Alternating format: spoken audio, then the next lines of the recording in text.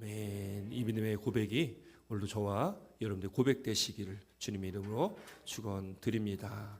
오늘 저와 여러분들에게 주시는 하나님의 말씀입니다. 창세기 39장 1절로 23절까지의 말씀을 우리가 함께 봉독했습니다. 오늘 본문 말씀의 제목 함께 읽겠습니다. 제목입니다. 시작. 형통한 믿음의 삶. 형통한 믿음의 삶. 여러분, 이 형통이란 단어 아마 싫어하시는 분은 아무도 안 계실 겁니다. 특별히 한국 사람들이 또 형통이라는 단어를 굉장히 좋아하죠. 그래서 만사 형통 이런 단어도 쓰기도 하죠. 이 형통이라는 단어를 한자로 보니까요, 형통할 형자에 통할 통자다. 그래서 통하는 것이 형통입니다. 통하는 것이 형통이에요. 우리말 사전이나 뭐 영어 사전이나 아니면 히브리어나 다 단어들을 쭉 보니까 잘 되는 겁니다. 잘 되는 거고 번성하는 거고 번영하는 것, 성공적인 것, 이게 이제 형통이란 단어의 의미가 됩니다. 여러분, 성공하는 것 싫어하는 분들은 아무도 안 계시잖아요. 그렇죠? 잘 되는 것 싫어하시는 분들 아무도 안 계실 겁니다. 우리 모두가 다 잘 되길 원하고 번영하길 원하고 그렇게 형통하기를 원하는 것이 우리의 삶일 것입니다. 여러분, 세계에서 가장 큰 포도나무가 영국에 있다고 그래요. 가장 큰 포도나무가. 근데 보니까 우리나라에도 큰 포도나무가 있는데 그 크기가요, 상상을 초월하는 크기입니다. 여러분, 포도나무 하면 얼마나 것 같이 생각이 드세요? 그냥 저희들이 봤던 포도나무는 뭐 그냥 요만한 이 포도나무들 아니겠어요? 뭐 그렇게 크지 않잖아요. 우리나라에서 가장 큰 포도나무가 저기 전북 고창에 가면 학성농장이라는 곳이 있어요. 거기 가면은 우리나라에서 가장 큰 포도나무가 있는데 그 포도나무에 포도송이가 몇 송이나 열리냐면 여러분 한번 맞춰보세요. 몇 송이가 달릴 것 같습니까? 보통 포도나무에 송이가 몇 개나 열릴 것 같으세요? 여기에 포도나무가 몇 송이가 열리냐면 3,000송이에서 4,000송이가 열린다고 합니다. 이거 어마어마한 거죠. 이 포도나무가 얼마나 하냐면 이 13년 된 포도나무인데 이 포도나무의 크기가, 그러니까 줄기 하나에서 가지를 뻗어가지고 그 포도나무의 크기가요, 축구장 4분의 1 정도 크기입니다. 그러니까 어마어마한 거죠. 우리가 상상하는 그런 포도나무가 아닌 거예요. 엄청난 겁니다. 이 주인의 그 인터뷰에 의하면 가지치기를 하지 않았다고 합니다. 보통 사실은 가지치기를 해야지 거기 열매가 좀 많이 잘 맛있게 열리게 되는데 이건 가지치기를 하지 않았대요. 그냥 내버려뒀는데 그렇게 크게 되었고 약간 300평 정도를 이 덩쿨이 차지하고 있는 겁니다. 거기에 3,000송이, 4,000송이. 그러니까 이게 2017년도 정도의 기사니까 지금은 어떻게 되는지 모르겠어요. 근데 그 당시에는 그렇게 3,000송이에서 4,000송이가 열렸다고 합니다.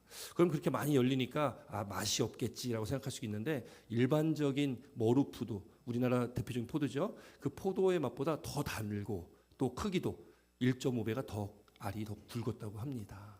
이게 아주 특별한 나무죠. 여러분, 포도나무가요, 그 줄기에서 가지를 뻗어나가가지고 그렇게 크게 성장하고 그렇게 열매를 잘 맺기 위해서는요, 뿌리에서 영양분이 각 가지로 다 잘 전달이 돼야 됩니다. 그러니까 이게 뭔 말이에요? 통해야 된다는 거거든요. 통하지 않으면 포도나무는 죽게 돼 있습니다. 어떠한 가지든지 간에 영양분을 공급받지 못하면 그 가지는 말라서 비틀리게 될 거고, 포도나무는 쓸데도 없잖아요. 그 뭐 부직갱이로도 못 심습니다. 그냥 버리게 되는 거죠. 여러분, 그 포도나무가 그렇게 잘 자라고 열매를 잘 맺을 수 있는 것은 통해야 된다. 요한복음 15장 말씀 보면 예수님께서도 그렇게 비유의 말씀을 주셨죠. 예수님께서는 참 포도나무요, 너희는 가지다, 이렇게 말씀하십니다. 여러분, 그래서 뭐라고 말씀하시냐면 그가 내 안에 내가 그 안에 거하면 사람이 열매를 많이 맺나니 나를 떠나서는 너희가 아무것도 할 수 없습니다. 그러면서 또 뭐라고 말씀하고 계시냐면 사람이 내 안에 거하지 아니하면 가지처럼 밖에 버려져 마르나니 사람들이 그것을 모아다가 불에 던져 사르느니라. 너희가 내 안에 거하고 내 말이 너희 안에 거하면 무엇이든지 원하는 대로 구하라. 그리하면 이루리라. 이렇게 말씀하십니다. 결국 여러분, 우리가 가지고요, 예수님은 참 포도나무십니다. 우리 가진 우리가 열매를 잘 맺기 위해서는 우리가 그 포도나무 대신 예수님께 탁 달라붙어 있어야 됩니다. 이 영양분을 계속 공급을 받아야 된다는 거예요. 결국 형통, 우리는 통해야 됩니다. 할렐루야. 여러분이 형통이라는 단어 세상에서도 많이 얘기하는 단어이고요, 많은 사람들이 좋아하는 단어입니다. 그러나 세상에서의 형통은 뭐예요? 돈도 많고 건강도 있고 자녀들도 잘 되고 하는 모든 일이 잘 되면 형통하다, 이렇게 얘기를 합니다. 그러나 여러분, 우리가 하나님 말씀 안에서의 형통은 그 의미가 좀 다르죠. 우리가 말씀을 통해서 깨닫게 되는 형통은 하나님 안에서의 형통을 말씀하고 있다라는 거죠. 여러분 우리가 읽은 창세기 39장의 말씀 요셉에 대한 말씀이고 우리가 참 많이 들어왔던 말씀일 겁니다. 어린 시절부터 저도 주일학교 생활부터 이렇게 하면서 참 많이 들어왔던 그런 말씀이기도 하고요. 너무 내용도 잘 아는 말씀이기도 합니다. 이 요셉의 이야기를 통해서 그가 하나님 안에서 어떠한 형통한 믿음의 삶을 살았는지를 오늘 우리가 한번 좀 다시 한번 돌아보려고 합니다. 우리가 잘 아는 말씀 저도 설교하기 어렵습니다. 다 내용을 알기 때문에요. 그러나 하나님의 말씀은 그때그때 또 주시는 은혜가 있을 줄 믿습니다. 오늘도 믿음으로 우리가 주의 말씀 앞으로 나아갈 때에 오늘도 우리가 이 말씀을 통해서 저와 여러분들에게 각자에게 주시는 하나님의 음성을 듣고 또 말씀을 듣고 또 그 말씀에 순종하며 나아가는 저와 여러분 되셨으면 좋겠습니다. 우리가 잘 알듯이 요셉은 형들이 시기하잖아요. 그 형들이 시기를 합니다. 12형제였죠. 12형제였는데 요셉을 시기하고 요셉을 팔아버립니다. 원래는 죽이려고 했습니다. 죽이려고 했다가 미디안으로 향하는 상인들에게 팔아버립니다. 그렇게 이 요셉이 종으로 팔려가지고 나중에 어디로 가게 됩니까? 애굽의 시위대장이었던 보디발의 집으로 팔려가게 되는 거죠. 거기서 있었던 일들이 오늘 이제 기록되게 되어집니다. 보디발이 요셉을 종으로 사고 그 후에 이 요셉이 잘 하니까 요셉을 가정 총무로 삼고 가정에 있는 모든 일들을 맡기게 되었다라는 말씀이 초반에 나오고 있습니다. 여러분 요셉의 삶을 보면 여러분 형통합니까? 형통하지 않습니까? 형통해요? 형통하지 않아요? 형통하지 않아요. 요셉의 삶을 보면요. 어떻게 보면 종으로 팔려갔는데 가정 총무까지 됐으니까 형통하구나라고 생각할 수도 있겠지만 요셉은 어떤 사람입니까? 그의 팔려갔을 때 나이가 17살 정도 됐다고 얘기를 하는데 그럼 요셉이 그 어린 시절을 어떻게 보냈는지를 우리는 잘 알잖아요. 그 아버지 야곱이 요셉을 얼마나 사랑합니까? 왜 사랑했어요? 야곱이 사랑했던 라헬, 그 라헬의 첫째가 요셉이잖아요. 그 너무 사랑했던 거예요. 그래서 이 요셉에게는 채색 옷을 입혔습니다. 채색 옷이라는 것은요, 우리가 생각하는 알록달록한 옷을 말하는 것이 아니라 원어 성경에 이 채색 옷은 소매가 길다라는 거예요. 팔이 길다. 소매가 긴 옷을 왜 입혔냐? 그럼 그렇게 기록된 것은 다른 형제들과는 다르거든요. 그럼 다른 형제들은 그 당시 목축업을 해야 되니까 양을 쳐야 되니까 이 옷이 길면 거추장스럽습니다. 일을 잘 할 수가 없어요. 그럼 옷을 짧은 걸 입혀야 되고요. 오히려 겉옷을 걸치게 되겠죠. 근데 요셉에게는 채색 옷 소매가 긴 옷을 입혔다는 것은 너는 일하지 마 이겁니다. 그러니까 야곱이 얼마나 편애를 했는지 몰라요. 요셉을 정말 사랑했습니다. 그렇게 편애를 하니까 형제들이 시기하는 거죠. 뭐 꿈도 꿨지만요. 어쨌든 그렇게 남부럽지 않게 살았어요. 가정이 야곱의 집이 부자였습니다. 돈 가진 것도 참 많았습니다. 그러니까 아버지의 사랑과 기대를 다 받으면서 그렇게 자랐던 그런 아들이 요셉입니다. 그러면 여러분 그랬던 친구가 갑자기 종으로 팔려가게 되어지고 남집 밑에 가가지고 잡일을 해야 되는 사람이 됐으니 여러분 얼마나 그 인생이 어려운 인생이 된 거예요. 그 인생은요 결국 밑바닥 그 끝까지 떨어지는 그 인생이 된 겁니다. 갑자기 그의 신분이요 종이 됩니다. 노예가 된 것이죠. 그저 돈으로 팔릴 수밖에 없는 그런 존재가 됐습니다. 밑바닥까지 추락한 인생이 된 것입니다. 그런데요 신기한 거는요 성경에서는 이런 말씀들이 이 상황을 보면서 뭐라고 말씀하고 있냐면 형통하다라고 말씀하고 있는 거죠. 형통하다. 전혀 우리 생각으로는 형통하지 않습니다. 오히려 지금 꼬인 인생입니다. 그런데 성경은 형통하다. 그럼 그 형통을 어떻게 왜 성경은 그렇게 말씀하고 있을까? 이런 상황 속에 어떻게 요셉이 형통할 수 있었을까를 우리는 생각해 봐야 되죠. 요셉이 형통한 자라고 오늘 본문에는 참 많이 나옵니다. 성경에 어디에 봐도 형통이라는 단어가 이렇게 많이 나온 단어가 없어요. 오늘 말씀에 형통이라는 단어가 그렇게 많이 나오죠. 본문이 강조하는 것이 무엇이겠습니까? 1절부터 5절까지, 본문 1절부터 5절까지와 마지막 부분 보면 20절부터 23절까지는 상황은 달라요. 앞에 부분은 요셉이 보디발 집에서 종으로 가정 총무로 있었을 때고요. 뒤에 20절부터 23절까지는 이제 그 보디발의 아내 유혹을 받잖아요. 유혹을 뿌리치고서 그리고 나중에 감옥에 가서 감옥에서 그 삶이 기록되는 것이 마지막 부분인데 내용은 똑같습니다. 앞에도 뒤에도 내용은 똑같아요. 그러니까 반복하고 있는 거는 중요하니까 반복하는 거고요. 반복해서 우리에게 말씀하시는 거는 그 반복되어지는 말씀을 우리가 귀담아 듣고 마음에 새기고 우리도 그렇게 삶을 살아야 된다는 것을 우리에게 강조하고 있다는 거죠. 그러니 여러분 오늘 본문의 말씀 통해서 여러분 깨닫는 은혜가 우리 가운데 있길 주 이름으로 축원드립니다. 들을 귀 있는 자가 되길 주 이름으로 축원드립니다. 그래서 우리가 모두가 다 형통하신 저와 여러분들 되셨으면 좋겠어요. 하나님 은혜 가운데 형통하시길 주 이름으로 축원드립니다.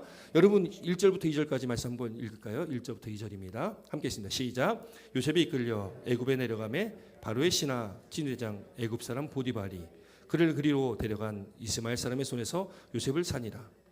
여호와께서 요셉과 함께 하심으로 그가 형통한 자가 되어 그의 주인 애굽 사람의 집에 있으니. 아멘. 여기 2절을 우리가 유심히 봐야 됩니다. 2절을 보시면 요셉과 함께 하심으로 이렇게 돼 있죠. 또 형통한 자가 되어 그 다음에 애굽 사람의 집에 있으니. 여기 세 단어가 있는데요. 하심으로 되어 있으니 요 세 단어가 나오는데 우리 번역으로는 이렇게 세 단어가 나오지만 히브리 원어의 성경에는 한 단어입니다. 와예히라는 단어 한 단어가 세 번 등장이 됩니다. 그럼 이 말씀을 그 원문의 의미로 번역을 하고 직역하면 이렇게 됩니다. 제가 한번 읽어드릴 테니까 한번 들어보세요. 그러나 여호와께서 요셉과 함께 계셨다. 여호와께서 요셉과 함께 계셨다. 그래서 요셉이 형통한 사람이 되었다. 그리고 그는 그의 주인인 애굽 사람의 집에 있었다. 이렇게 번역이 됩니다. 그럼 여러분 중요한 게 있죠. 요셉이 형통한 사람이 되는데 그보다 앞서 뭐예요?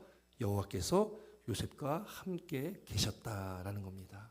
결국 여러분 요셉이 형통한 사람이 될 수 있었던 것은 하나님께서 함께 하시면 형통하다는 거예요.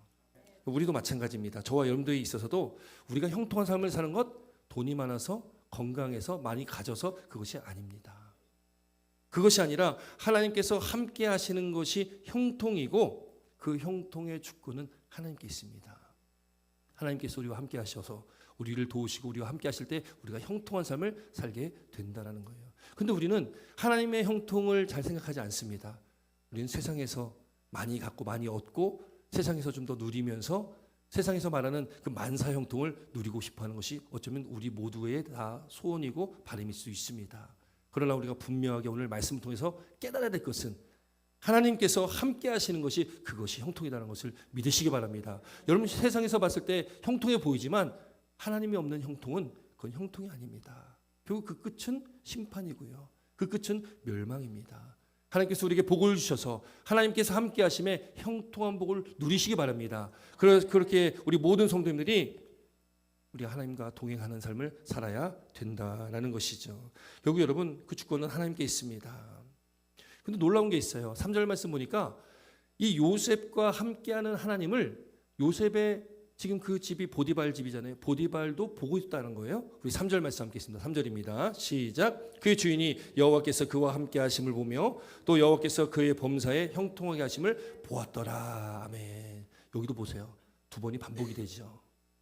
여호와께서 그와 함께 하심을 보았다라는 것이 한번 나오고 여호와께서 그의 범사에 형통하게 하심을 보았다 하면 또 반복이 됩니다.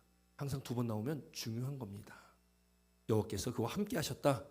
여호와께서 범사 모든 일에 형통하게 하셨다. 분명하게 말씀을 하고 있는데 중요한 것은 그 보디발 장군이 그걸 보고 있었다는 거예요. 보였다는 겁니다. 여러분 하나님의 뜻대로 가고 있는 것이 형통이라는 것을 믿으시기 바랍니다. 우리 상황과 여건과 환경이 어떠할지라도 아니 겉보기에는 인생의 나락으로 그 바닥에 떨어지는 것 같아 보이지만 하나님의 뜻대로 가고 있다면 그 길은 형통한 길입니다. 아멘이 잘 안 나오시죠?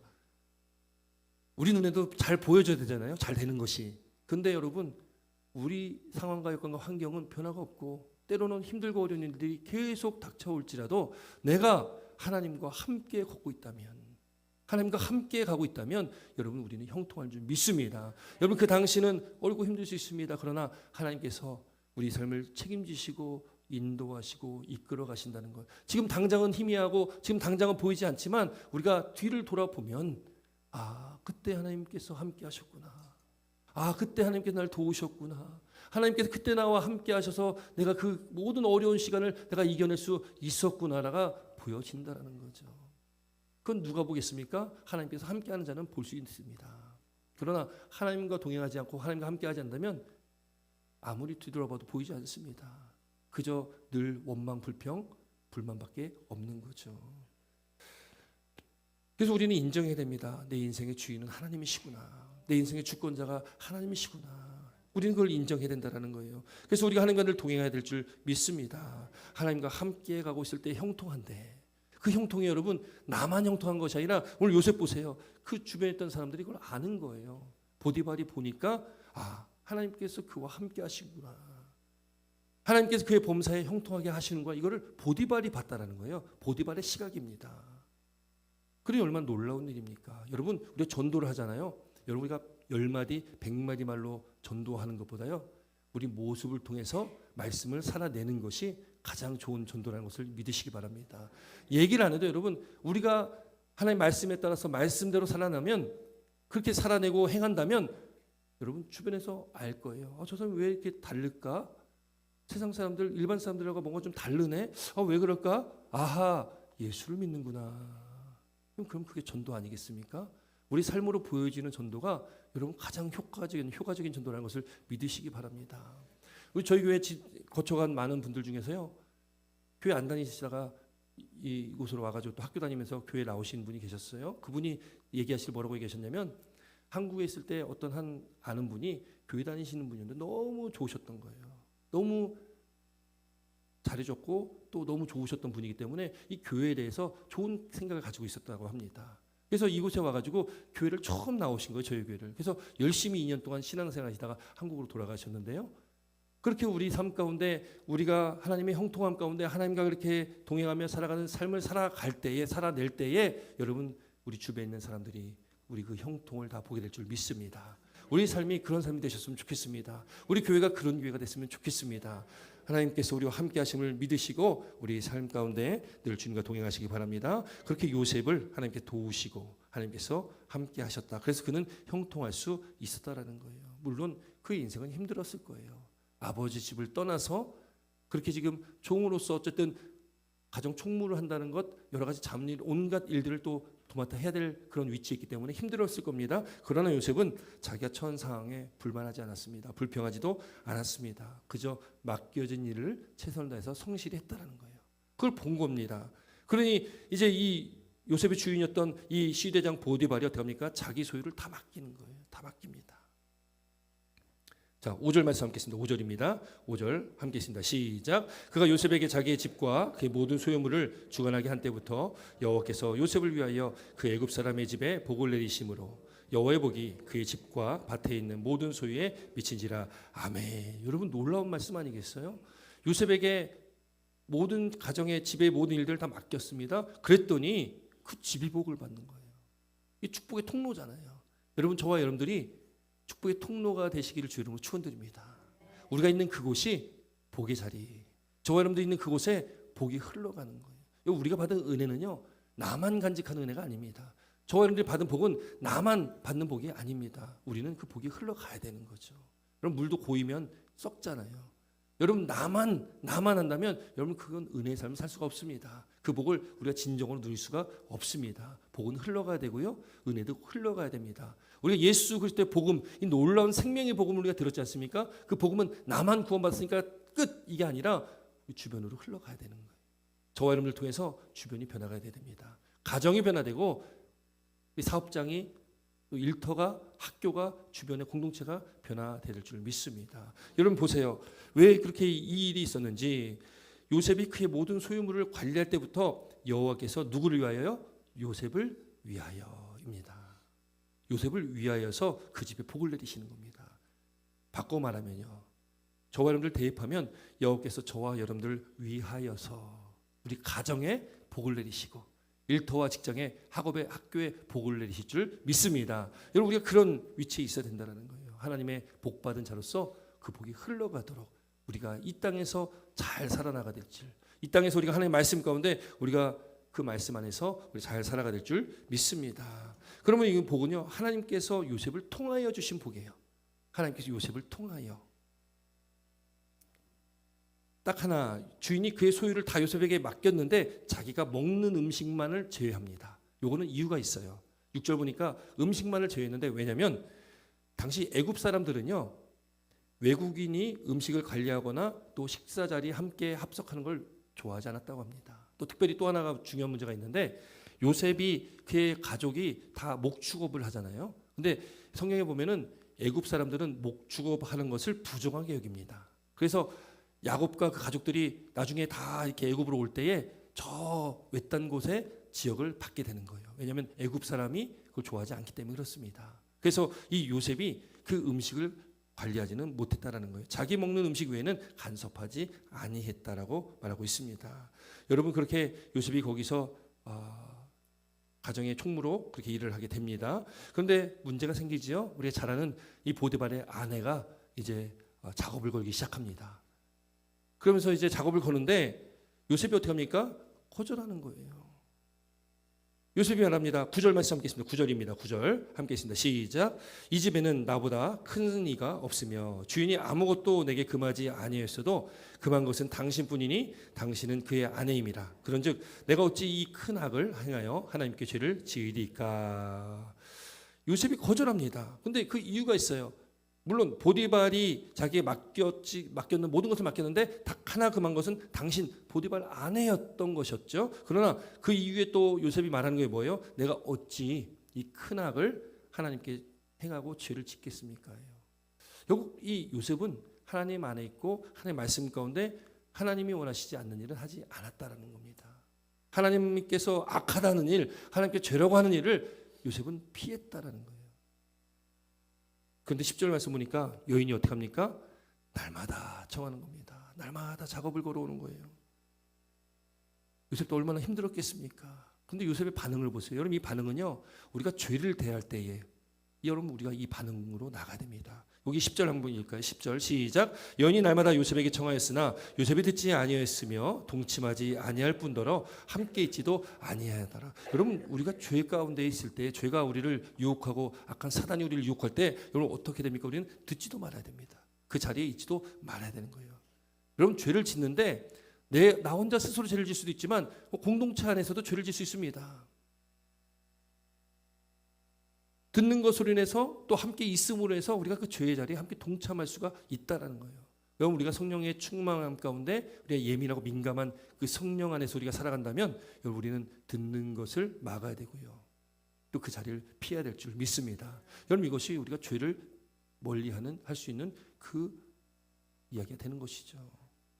요셉은 지금 단칼에 거절합니다. 어쩜 요셉이 그렇게 매일매일 거절하는 그 상황이 굉장히 힘들었을 거예요. 이런 생각도 했을 겁니다. 인간적인 생각을 가지고 타협을 좀 하는 거죠. 그러면 청을 한번 좀 들어주고 조금 편하게 한번 살아볼까. 물론 보디발한테 걸리면 죽겠죠. 걸리지 말아야 되겠죠. 또 그런 타협점도 찾을 수가 있습니다. 근데 요셉은 그렇지 않았다라는 거예요. 왜요? 그는 하나님의 말씀을 붙들고 그는 하나님 안에 있었기 때문에 그렇습니다. 우리 삶의 기준은 무엇입니까? 내 생각이 아닙니다. 내 판단도 아닙니다. 하나님 말씀이 우리 삶의 기준이 되야 될 줄 믿습니다. 하나님 말씀에 그것이 악이다, 그것 죄라라고 말씀하면 우리는 그 자리를 우리는 떠나야 되고요. 그걸 듣지 말아야 한다는 거예요. 이 시대에 수많은 이야기들이 우리에게 들려옵니다. 유튜브를 통해서요. 얼마나 많은 이야기 듣고 보고 계십니까? 우리는 아무렇지 않게요. 무방비하게 세상의 시대 사조들, 철학들 그런 것들 끊임없이 우리는 듣고 있습니다. 우리는 못 느끼잖아요. 그러나 그런 걸 듣고 보면서 우리 생각은 차츰차츰 무뎌집니다. 정말 세속화되고 있는 거예요. 하나님의 말씀이 아니라 세상의 소리에 더 귀 기울이고 있다는 거예요. 그 길은 어떤 길입니까? 그 하나님께서 원하시지 않는 길이거든요. 보지 말라고 말씀드린 게 아닙니다. 우리는 절제해야 되고 또 우리는 그걸 분별해야 된다는 거예요. 점점점 그런 것이 절제되기 어렵고 분별하기 어려운 시대를 우리는 살아가고 있습니다. 그때 여러분 우리가 깨어있지 않으면 근신하지 않는다면 여러분 우리가 영적으로 깨어있지 않는다면 여러분 우리는 넘어질 수밖에 없는 거고요. 우리는 죄의 자리에 있을 수밖에 없는 거고요. 보고 듣는 걸로 인해서 늘 우리는 죄 가운데 있을 수밖에 없는 그런 우리 삶이 된다라는 거죠. 여러분 오늘 본문의 말씀처럼 듣지도 아니하고 함께 있지도 아니한 요셉과 같이 우리도 그 자리를 떠나고 우리가 거룩한 자리로 거룩한 성도답게 삶을 살아가는 저와 여러분 되시기를 바랍니다. 여러분 이 요셉이 그렇게 이 거절함을 통해서 그 인생에 또 어려운 일이 생깁니다. 그 아내가 어떻게 합니까? 그 아내가 이제 그 일을 자기 남편 보디발에게 말하는 거예요.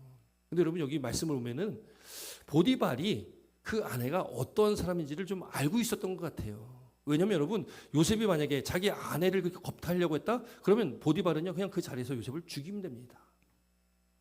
죽이면 돼요 그냥. 근데 죽이지도 않을 뿐더러 요셉을 어떻게 되면 감옥에 가두는데, 여러분 감옥도 보면은 이 등급이 있잖아요. 아주 처참하고 힘든 그런 감옥이 있다면 좋은 감옥이 있을 거 아니겠습니까? 근데 이 보디발은 지금 요셉을 어디에 가두냐면 왕의 신하들을 가두는 감옥에 가두는 거예요. 좀 이해가 안 되죠. 아니 내 아내를 그렇게 못된 짓을 하려고 했던 그 사람을 좋은 감옥에 가뒀다라는 거예요. 이해가 안 되는 부분입니다. 그래서 짐작해 볼 수 있는 거는 보디발이 그래도 자기 아내가 어떠한지를 좀 알고 있었던 것 같아. 근데 그 단서가 어디 있냐면 17절부터 19절까지 말씀 보면 보디발의 아내가 보디발에게 막 따지는데 이런 뉘앙스로 따지는 거예요. 17절부터 한번 보면 이렇게 기록합니다. 한번 17절부터 19절 한번 읽어볼까요? 시작. 이 말로 그에게 말하여 이르되 당신이 우리에게 데려온 히브리 종이 나를 희롱하려고 내게로 들어왔으므로 내가 소리질러 불렀더니 그가 그의 옷을 내게 버려두고 밖으로 도망하여 나갔나이다. 그의 주인이 자기 아내가 자기에게 이르기를 당신의 종이 내게 이같이 하였다는 말을 듣고 심히 노한지라. 아멘. 여러분 보세요. 그 아내가 보디발에게 하는 말 보면 지금 잘못은 누가 한 거예요?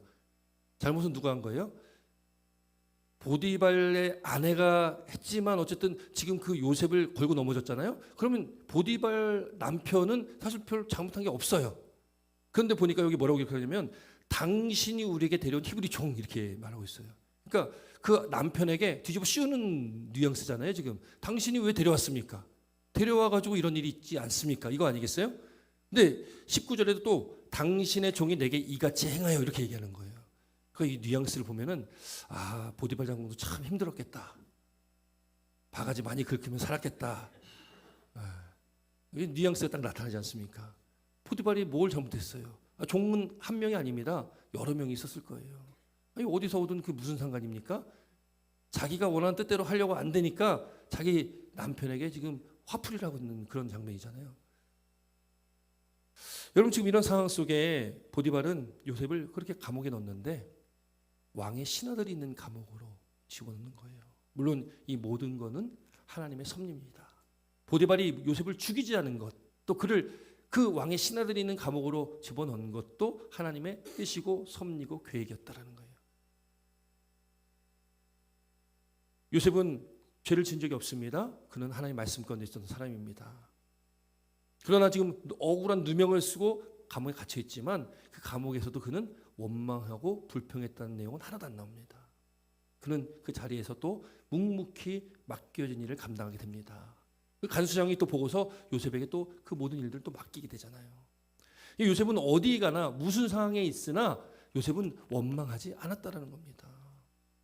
우리는 쉽게 원망할 수 있습니다. 그러나 요셉의 말씀, 이 말씀을 보면서 하나님의 뜻이고 계획이 있고 우리가 하나님 안에 있는 형통함을 누리고 있는 사람이라면 내 지금 삶의 어떤 환경, 여건, 상황일지라도 우리는 원망하지 말아야 되고 하나님의 뜻을 구하며 나가야 될 줄 믿습니다. 여러분 원망해서 심판받은 경우가 있죠.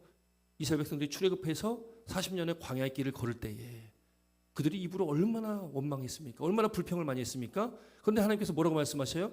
너희들이 입으로 말한 대로 내가 다 갚아줄 거야. 결국 어떻게 됩니까? 출애굽한 1세들은 그 광야에서 다 죽게 됩니다. 그 출애굽한 2세들과 오직 여호수아와 갈렙만 그 약속의 땅인 가나안 땅에 들어가게 됩니다. 우리의 원망이요, 우리 불평이 여러분 그게 내가 내 입으로 하는 것 같아 보이지만 하나님은 다 듣고 계시고요. 하나님 우리를 다 보고 계시고요. 하나님께서는 그 우리가 말한 대로 하나님께서는 갚아주실 수 있는 분입니다. 그러므로 우리 입에 파수꾼을 세워야 되고요.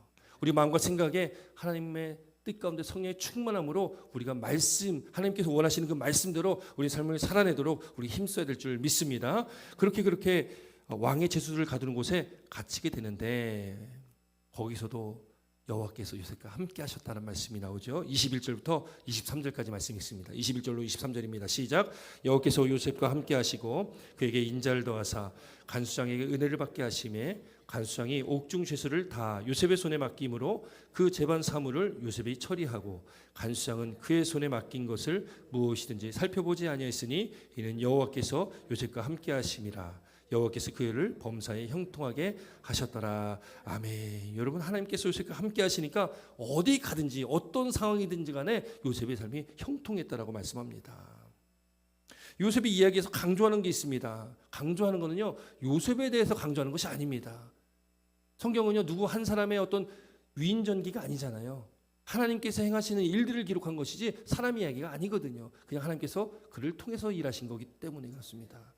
이 요셉의 이야기에서 강조하고 있는 것은 요셉의 형통함이 요셉이 무엇인가를 잘해서 뭘 해서 그 결과로 요셉이 형통했다는 것을 말씀하고 있는 것이 아닙니다.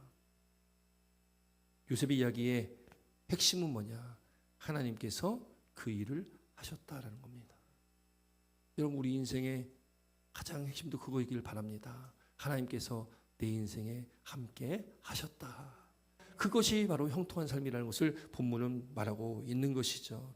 여러분, 하나님이 요셉과 함께 하셨기 때문에 그가 형통하게 되었고 그 형통함의 주체가 요셉이 아니라 하나님이었다라는 것을 우리가 잘 기억하고 여러분, 우리도 인정해야 됩니다. 하나님, 내 인생의 주인은 내가 아닙니다. 주권도 나에게 있는 것이 아닙니다. 하나님께 있습니다.